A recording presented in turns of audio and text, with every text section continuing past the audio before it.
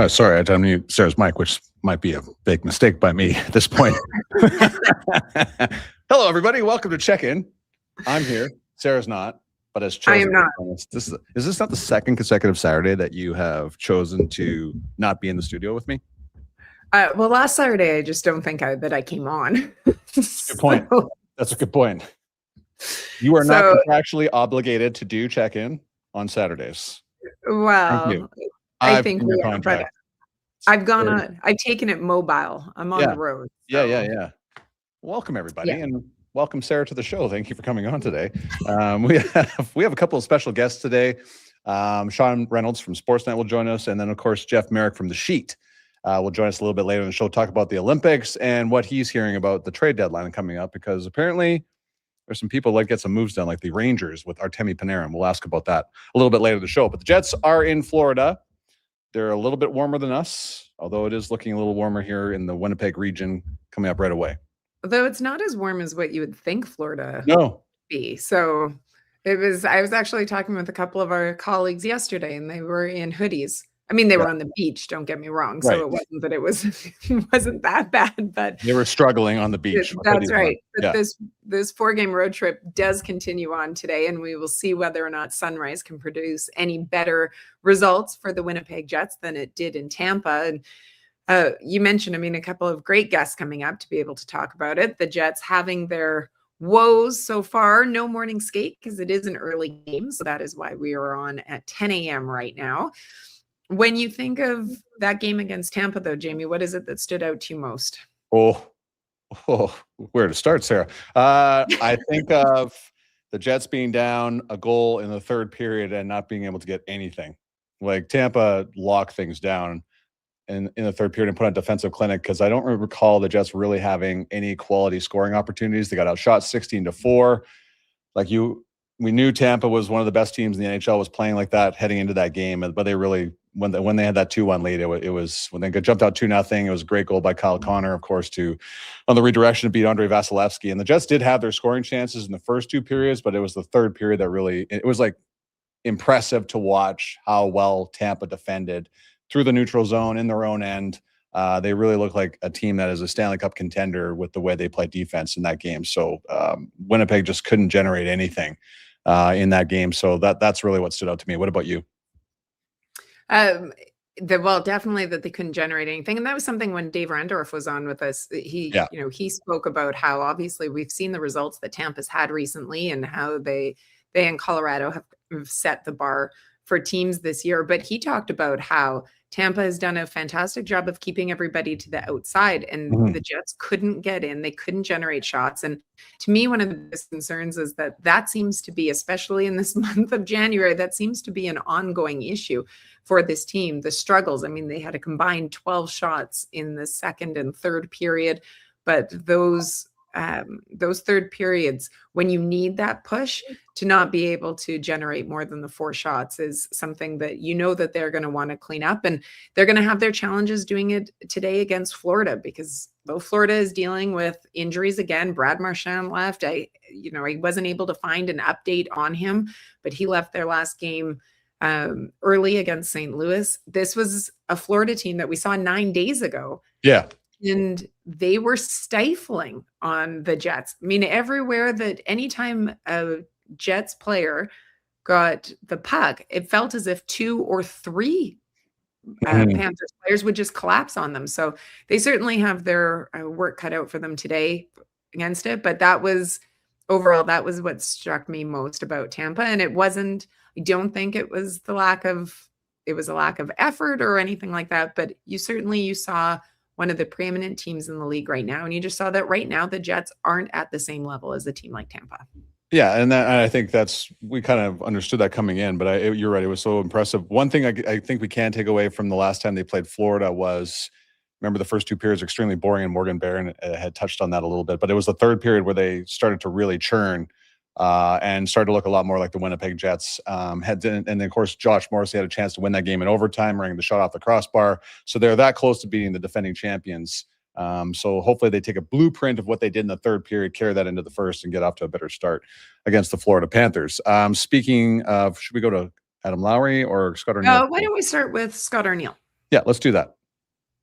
Yeah, for the second period, it wasn't what they took away. It was our stubbornness not to get the pucks down the goal line. We turned the puck over 6-7 times just inside their blue line, and if you do that against transition teams like Tampa, I mean, they're going to go the other way, and got us back on our heels. All we were doing was back checking and having to track back, and I thought, the third period, they certainly, they were doing a real good job of keeping numbers up above our numbers and trying not to let us, get inside. It's another thing for us, especially in the third there. We didn't do enough to get pucks off the wall, get inside, and attack the net from the inside out. So there you go. That's really exactly what we just said. But Scott alluding to the fact of just what they did so well in the third period. And Scott also said, Arnie also said in that same media availability is that how well of a job, like it's a mentality basically to get to the front of the net, and Winnipeg wasn't using that mentality, especially in the third period, to try. Like it's hard to get there, but you have to find a way to do so. And Tampa took away everything, but it was just something that Winnipeg just could not.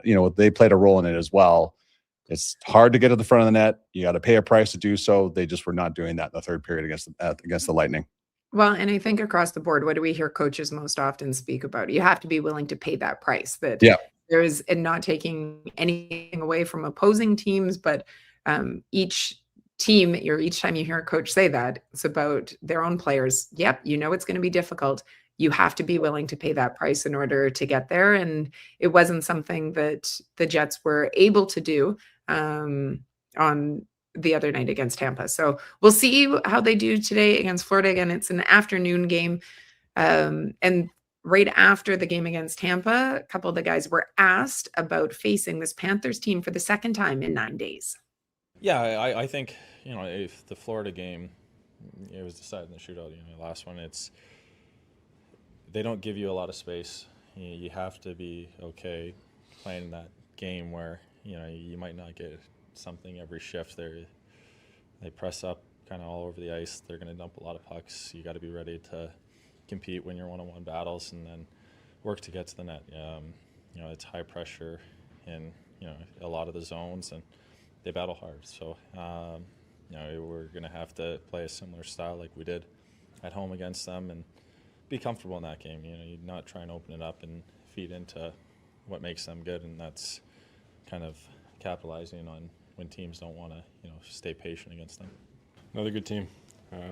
This is a tough trip for us, but just got to find a way to bounce back. And say they play a similar brand of hockey as these guys, right? They play hard and a lot of skill, but systematically a really tight team, and they're going to compete hard. So we'll have to kind of bring that energy level. Well said, Morgan Barron.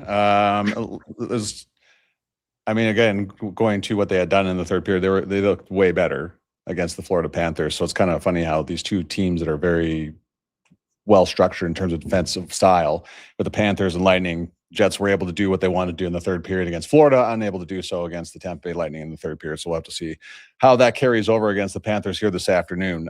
There was no morning skate, as they tend to do when they do not when they play in the afternoon. We love these types of games. The 3:00 start locally here is what I could do all day long on a Saturday. So before we bring in Sean Reynolds, let's take a look at what the lines could look like here this afternoon. So this is based on what we saw at practice yesterday. So Yes. Mitchell Clinton tweeting them out, and same with Ken Wiebe, who's down there covering this road trip for the Winnipeg Free Press. And you are not going to be happy about this, Jamie, because we did see some adjustments. You see that Iafallo goes back up on the top line, but the don't touch my third line. Yeah, he's touched all the lines. Has been adjusted. Yep. Yeah, there's been some movement. Adam Gus Lowry. Nyquist- Sorry, go ahead. No, go ahead. No, I just like Adam Lowry centering the second line with Cole Perfetti and Gabe Vilardi. Jonathan Toews replacing him on the don't touch my third line at center with Niederreiter and Nemestikov, and of course Gus Nyquist drawing in. We think we'll find out a little bit more at 2:30 this afternoon when warm-up begins. But Sandberg, Salamonson, defensive pairings remain the same. I know I just saw a comment a little bit earlier from Rihanna. Elias Salamonson played probably one of his best games in the National Hockey League. So there was something of importance and positivity coming from that game. So there it is, Rihanna. Good point. He had some great scoring chances. He was very noticeable. So hopefully that carries over to this afternoon. Someone who is always noticeable in his life at all times. You know who he is. It is Sean Reynolds, Sportsnet, and Kenny and Rennie. What a great hat. Yes. Thank you. Now, Oh, I love that. how much did that bad boy cost? I don't know. Hey, some things. Money is no object, is what you're trying to tell us. Exactly. Yeah. It could have been $20. It could have been $400. I was getting it one way or the other. Things are going very well at Kenny and Rennie right now. Record numbers, record revenue. When you find a hat that Sara Orlesky stops the show to talk about, you buy that hat. I don't care what it costs. Bargaining. I think I may have washed some dishes for it, whatever it took. Yeah. Sometimes you have to pay the price inside the house for the things that you want. Exactly. You also know that it's been a very busy, as we're seeing in the chat right now, a very busy morning already for Sean. You were on Illegal Curve just a little while ago. So with a cutoff date. In fact, my alarm went off during the show to be like, you need to get over and talk to Jamie and Sara. So there's priorities. I said yes to this first. I was not missing this spot. I'm here. Thank you. Why you're the best. That's right. I hope they're not offended over there. Those guys are. Okay, so they actually sent me to give you heck for that. You haven't had them on, and they've had you on. It's both of you have been guests on the. The problem is there's just so many people on Illegal Curve. Like I just don't know who to choose. Like it's like choosing. You look at somebody like if I pick him, then he's going to be offended. So I don't know. We'll get to that another time. And I feel like if you had them all on, it would be like that old monster on Sesame Street, the two-headed monster. They kind of start fighting and it would get derailed, kind of like what's happening now, But anyways, you got to manage these guys. There's only people that can keep us from coming off the rails is Sara. So Sara, you have the first question, please. Well, I just wanted to. We were talking, Sean, before you came on about the style of game that we were expecting to see, and having just seen Florida 9 days ago. What are you looking for from this Jets team and as they try to bounce back after that loss in Tampa? Well, I feel like there's a pretty established style that the Jets have been playing. And I think it started during that 11-game losing streak where, the Jets just kept kind of falling on the wrong side of the razor's edge at that time, and then had that 4-game winning streak and have had, like a modicum of success ever since then with, getting games to at least, like they did against the Florida Panthers to overtime and getting some points out of it. It's just last year there was a real grind to the Winnipeg Jets game, and that grind I thought looked a little bit different. It was faster, it was speedier, it was more disruptive, so it led to a lot more offensive opportunities. The Jets' ability to grind this year, I don't think comes with that ability to kind of turn pucks over and get pucks into the back of the net. So to me, what I see from the Jets and what I think Scott Arniel has the team, it's just a real battle of attrition. Like it's just they're heading out there and they're going to grind these games down. If you're noticing, a lot of these games that the Jets are involved in are really, really low shot count, really, really low event. And I think it provides them with the opportunity, if they can get that first bounce or if they can get that first goal, now they ratchet up the pressure. I feel like the Jets are a team that I don't think those are in the rear view mirror, but I think they're handling leads better than they did earlier in the year when they were blowing a lot of leads and, having a real hard time staying on top of teams. But it's a grind. So I take a look at that game against the last game that they played against the Florida Panthers. Yeah, they lost. But Scott Arniel was happy after that game. It's a really good team. I know that they're outside of the playoffs right now, but I've seen enough of the Florida Panthers this year that when they do put it together and turn it on, they're that team that won the cup last year, right? It's just been difficult for them to do it night after night after night so far this year. I thought they were somewhat on when they played the Jets the last time. So that's what I expect from the Jets. It's just a started out really grinded out game. And then if they can get that that first bounce, then maybe they can start capitalizing on a team that's trying to, if the Florida tries to get back into the game, not in the right way, if they open it up a little bit. The one thing the Jets have that remains, I think, is a real ability to capitalize on a team that makes mistakes. That's what I thought we saw in that game against the Devils a couple games back, where every time the Devils kind of, made a mistake or made the wrong decision, it created an odd man rush, and the Jets are magic when it takes care of those kind of things. So to me, they're just want to establish a game where they know if the opposition is going to win it, it's going to be a dogfight. They're going to put them to the test. And if that team gets a little loose in that test, the Jets capitalize on it. That's how I think that they've been trying to win games for quite a while now. Sean, it looks like, at least from the lines, they were at practice yesterday, that Adam Lowry has moved up to the second line. He is such a big part of the Jets' identity. Have you seen him return to close to any type of form that he was at last year and previously in his career so far this year, coming off hip surgery and the time that it's taken him to get anywhere in this point? Yeah, I think it's just tricky to see that when you don't see the overall structure that existed last year, right? Yeah. Like, it's funny. I loved your don't touch my third line thing, because like I had thought for the previous 2 years that Adam Lowry's third line was the best third line in hockey, and you could clearly see that the mix of Mason Appleton and Nino Niederreiter, there was just a magic to that, right? And I guess the one thing that I've said, and I think it's gone kind of all across the Jets lineup, as that airtight defensive system that the Jets played last year existed. It's just every single player knew exactly where they were supposed to be and where their line mate was going to be. They just all knew each other so well. And as that's loosened up, what it's done is it's meant every once in a while I'm in the right spot, but my winger isn't in the right spot. And because he's not in the right spot, I got to get out of the right spot because it's not the right spot anymore because things have opened up a little bit. And so I think that there's a little bit of things have been so structured for the Jets for so long that when that structure is kind of broken down, it's left a lot of players in a little bit of no man's land. And I think Adam Lowry has been a player that,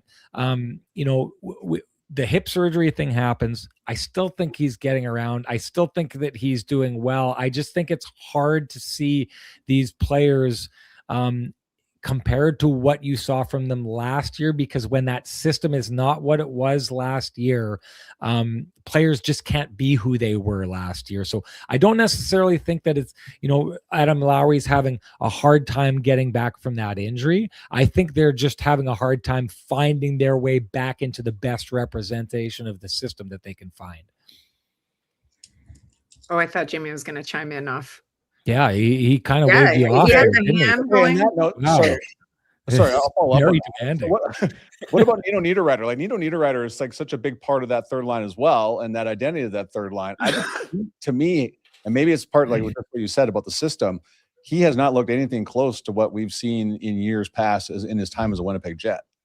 Yeah, okay. I'll try and explain this, and I realize sometimes it would be better doing this with a chalkboard, but I think I can do a good job of explaining this. I always used to refer to Mason Appleton as the tip of the spear, and what I mean by that is the Jets would dump the puck in, the opposition team would get the puck behind their own net, and Mason Appleton would be on them right away. And the advantage of that is usually what he would do is he'd get that player before he could move the puck and he'd create a puck battle. Now Adam Lowry comes in and no one is winning that puck battle other than Adam Lowry. If he can get there and it's a contested puck, he's winning it. If Mason Appleton didn't get there quite on time to pin the player, he did a really good job of angling that player so that player only had one place to move that puck. And what he would do is he would just whip it around the far side boards to try and get it out. But who would be waiting there would be Nino Niederreiter, because these guys were just so good at playing off each other, and they got so good and so good within their system that it was paint by numbers. And the thing is, if Nino Niederreiter now gets the puck along the boards, you're not going to beat him either, because he's really big, he's really strong, he's really good at that. So all the things that make Adam Lowry a really great hockey player and make Nino Niederreiter a really great hockey player, they were set up to do that last year. Now there's just a little bit of a chase. And when you're chasing for the puck, I would suggest, chasing the puck is not the best situation for Adam Lowry or Nino Niederreiter to be in. What the best position is for them to be either on you and grinding you, or have the puck and you trying to grind them, because they're going to win that grind. But you got to get to the puck if you're going to engage in that grind. And I just feel like the loss of speed that we've seen in some very key spots on the Winnipeg Jets roster has kept those players out of the best spot for them to be in that grind. And because they haven't been there, we look at them and we think, what's wrong with them? How come they're not doing the things they did last year? And it's just, they're not getting the opportunities to do the things that they did last year. And rather than looking and thinking it's this player, they're not doing what they're supposed to do. It's a team, and this can be hard to come off of. Last year, the year before, the Jets were so systematically solid that this is what I do when I play hockey. They're having to adjust now to, we can't do that anymore. It's a new reality. I have to find different ways to succeed, and sometimes the process takes time to figure out. I think the Jets have been getting better and better and better, after that fall that they had. And this is what they're doing. They're slowly starting to figure it out. The coaching staff is starting to figure it out. The players are getting a little bit better at it. But I just don't think, and I throw Connor Hellebuck into this, you can't expect those players to look like what they did last year, when what they did was play a perfect, impenetrable system that now just is not in place anymore to the degree that it was last year. Hey, so Sean, hang in there for a second. We've got a theme going on the show this year. Let's bring in Jeff Marek from the Sheet as well. We're gonna have a big fan here. Man. Okay, so look at this big. What are we doing? Do we have it? I don't know if we have enough people. Hold on, Zach. Can you see if we can get more people at one time here? If you've got his voice, I'll just try and I can be his puppet. I'll mimic what he says. Yeah. How about we do that? Yeah. So if Jeff was on the screen here right now, so we've got everyone wants to know about, this is the thing we got going on here on the show. Soup, the soup of choice. So Sean, you go first before we bring Jeff into it. Your soup of choice, Sean, as we let you go here this afternoon or this morning. Ooh.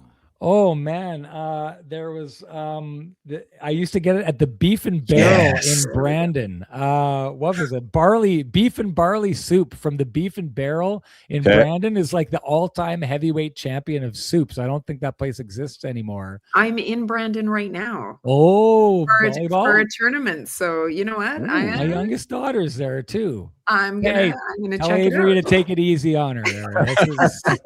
We know there's a size discrepancy there. Okay, well, Sean, appreciate the time, man. Thanks for your insight on the Jets and certainly soup. We'll let you go. Excellent stuff. And Jeff, great to see you. Hey, buddy. Sean, good to see you, pal. I love the hat. Love the hat. Hey, there we go. All right, I'm going to get out of the way here. Let this man speak. Talk to you later. Jeff needs to get a haircut too, so we got to get him on here and go. I know. I gotta make my feathers pretty. He's got the best look. I don't know why. If I had hair like Sean Reynolds, I would not be covering. Although the Hartford Whalers had really is as they say at the Bell Center, La Première Étoile, the first star. Absolutely. Can I weigh in on soup, by the way? Oh, you were going to ask, because I was going to ask you beforehand, before we got into the soup conversation, because you have a thing going on right now with Arena Fries. Do you not? Dude. Oh, yeah. But this is long standing. I can't tell you how many different times and how many different shows that I've been part of where the creative meeting always sort of turns to, what are we going to call this thing? And my default has always been, whether it was the old radio show that I was on or the show that I'm on now, rink fries. Because who doesn't love rink fries? It's true. It's untapped potential. And I don't know about you guys, but my favorite sound at a rink is puck hitting crossbar. But my favorite smell is walking in, doors open, you're coming in, it's cold, and the first thing you smell are rink fries. It just gives you that soap and warm water feeling, Sarah, Jamie. You have that. Oh yeah, you know what? I'm home. It's cold outside, but there's rink fries in here, and there's various degrees. Sam McKee, who's a producer with Justin Bourne, will always talk about how the Owen Sound Attack in Owen Sound, the Harry Lumley Bayshore Arena, have the best rink fries. So this is going to become eventually a passion of mine, going from coast to coast junior hockey arenas. Maybe you want to check it out in Brandon there, Orleski. Which OHL, the Western Hockey League, Quebec League rink has the best fries? So far, The clubhouse leader is Owen Sound, but we'll have to put it to the test at some point. Maybe I could be a correspondent for you. So listen, I don't know that I'll pay very well, Sarah, but I'm glad to have you aboard. You can invoice for the fries, because as we know in this industry, there's no I in team, but there's 2 I's in invoice. So please feel free to invoice for the fries. So you are big on fries. So on our show, Jamie and I, for the life of, can't remember exactly when it started, but we are big on soup talk. Same. So many people in the chat always, we want to know what the soup talk is. So we say that we're a hockey/food show. If you had a soup preference, yes, what would it be? Easy, hot and sour. Hot and sour all day long. You know, whenever usually when I travel, like first thing I do is like after I get off the plane and go and check in, the first thing I need to do is, because you've been sitting for so long, I always go for a run. And what I'm always looking for when I run is, okay, where am I going to go eat? So I always hope that I'm near a Chinatown, because one of my, much like rink fries, one of my things is finding the best hot and sour soup. There's a place in Victoria, I don't know the name offhand, that I absolutely adore, but in Chinatown in Toronto. Oh, actually, Washington, D.C.'s got a really nice Chinatown too, and there's some great hot and sour soup there. But Toronto Chinatown has dynamite hot and sour soup. Absolutely. Right. That's my go-to. We've got some people in the chat that agree with you. Hot and sour's the best.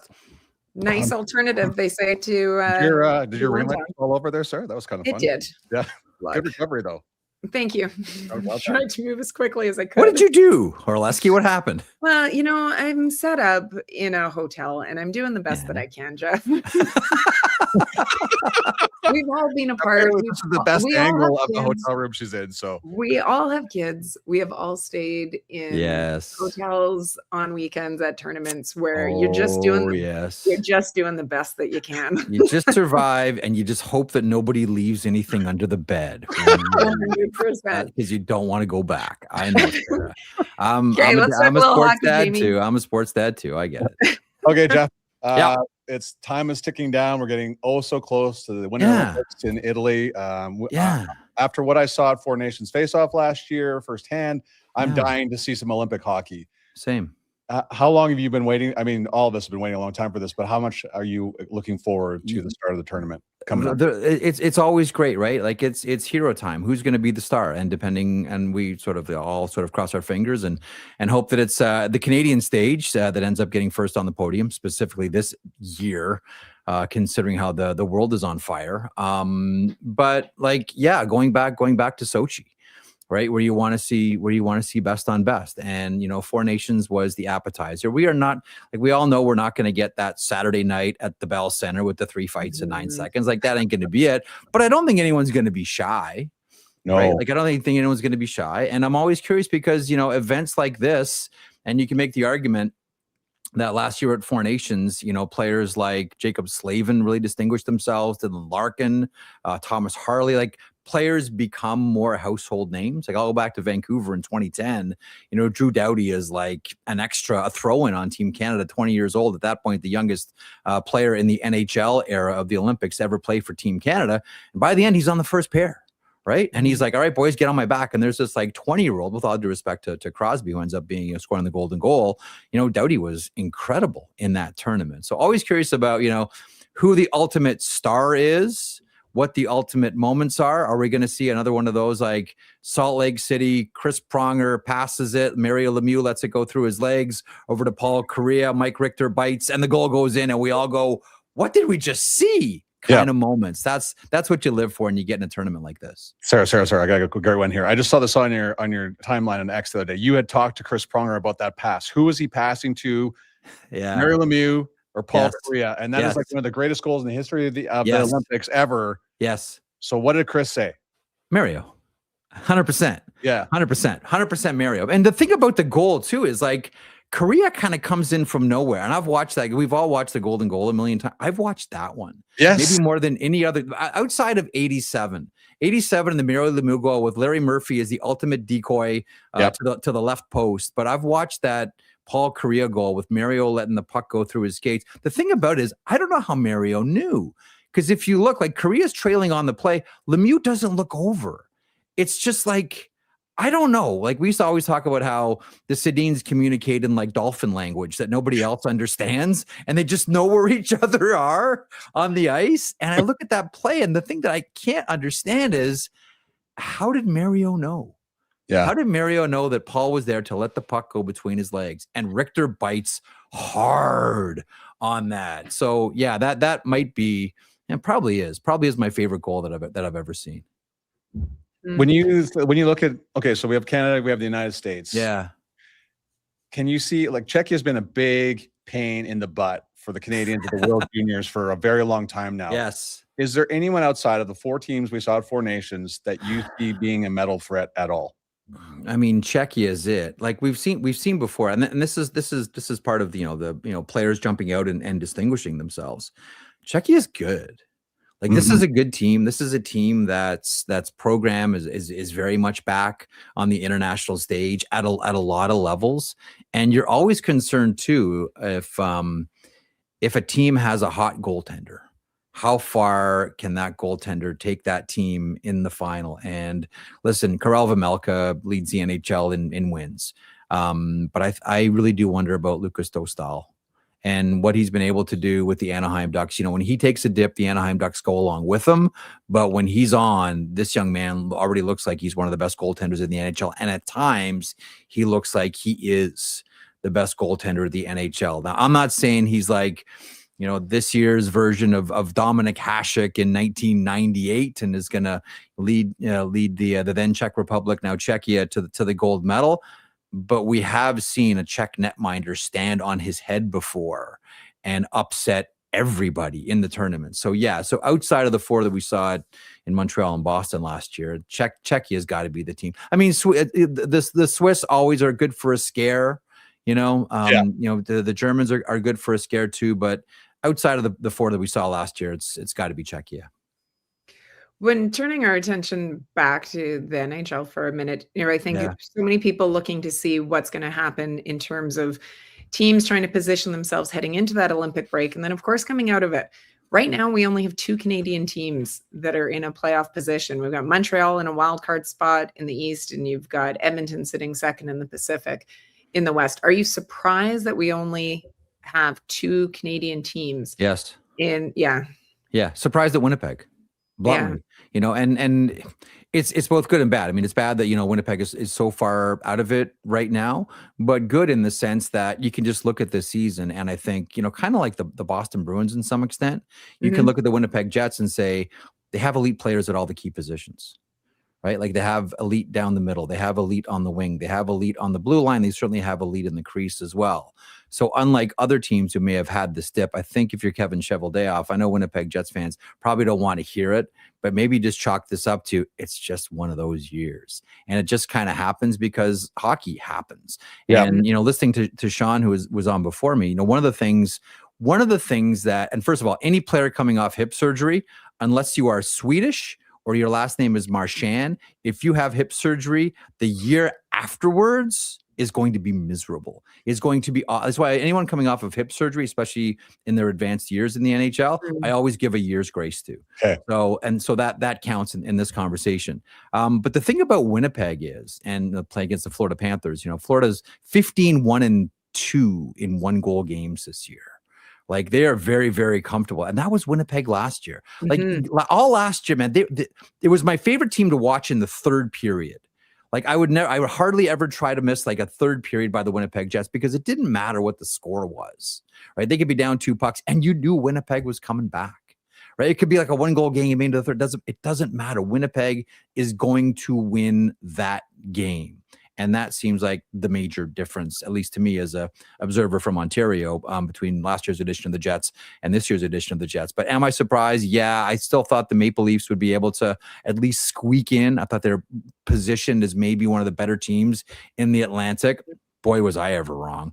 Now they're talking about blowing the whole thing up. Holy smokes.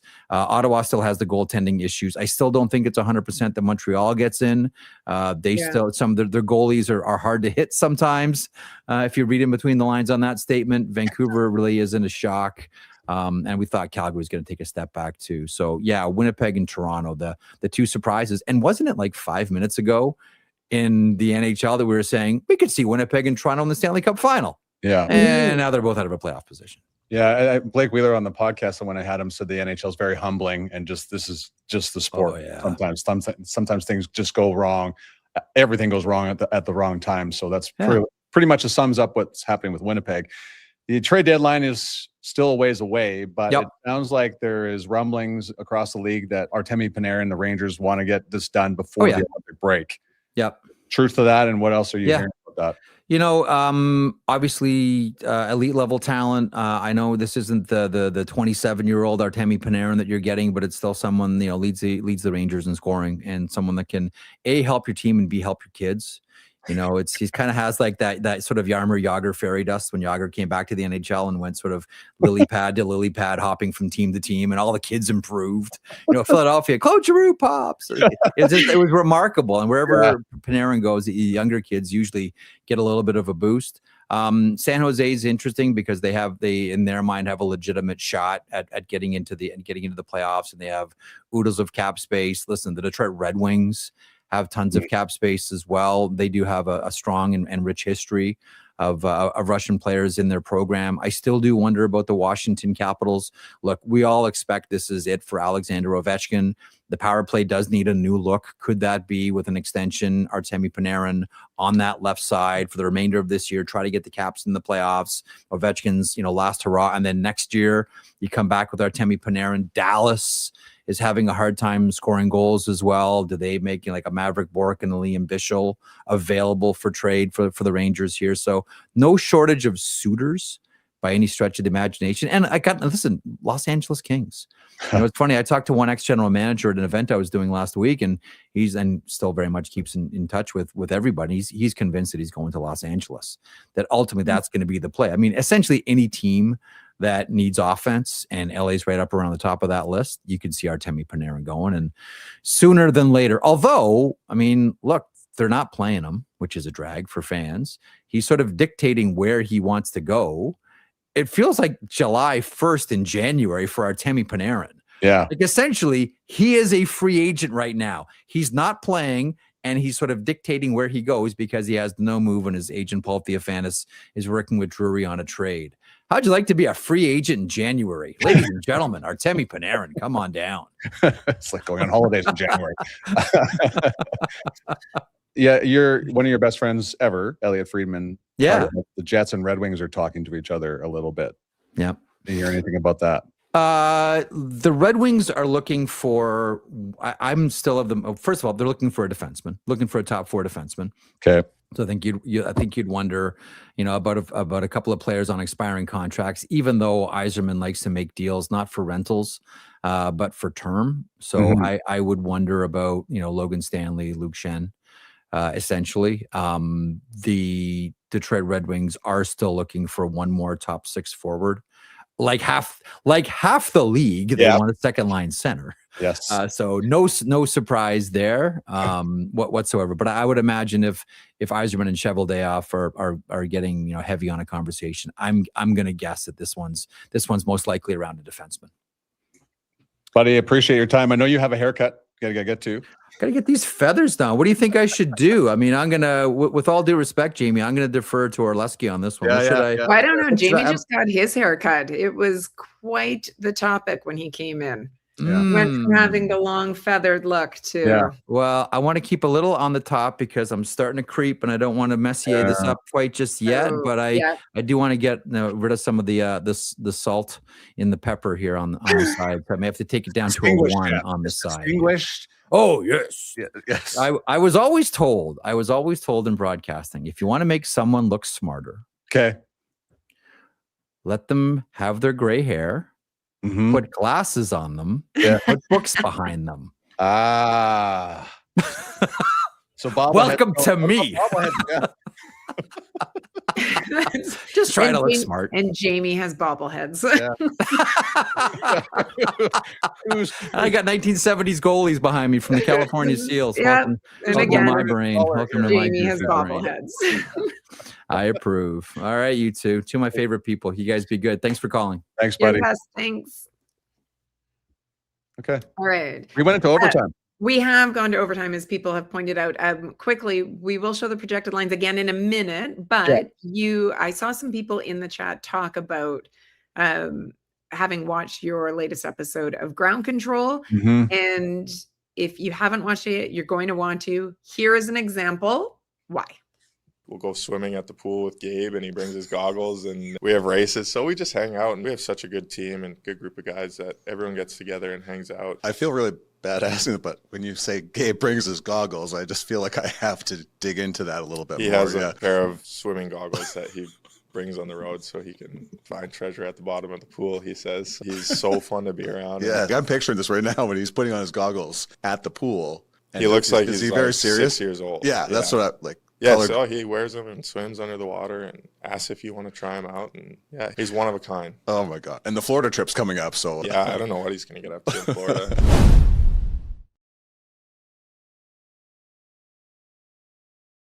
Okay, so I had no idea we're going to talk about Gabe Vilardi and his goggles at all. I just started talking to Logan because they won the Memorial Cup together in Windsor, and then he just went off on his own. There's another great story about Josh Morrissey and Gabe and Lego.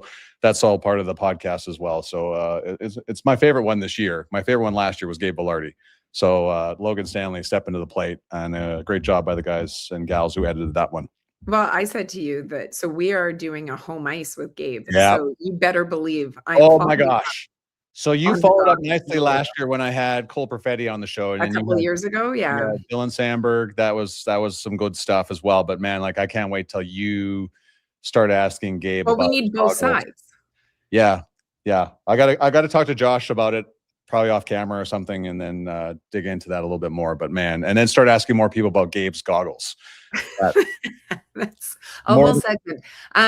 Quickly, I'm doing a scrum after a loss. I'll be like, "Hey, what about Gabe's goggles on the road?" Sorry.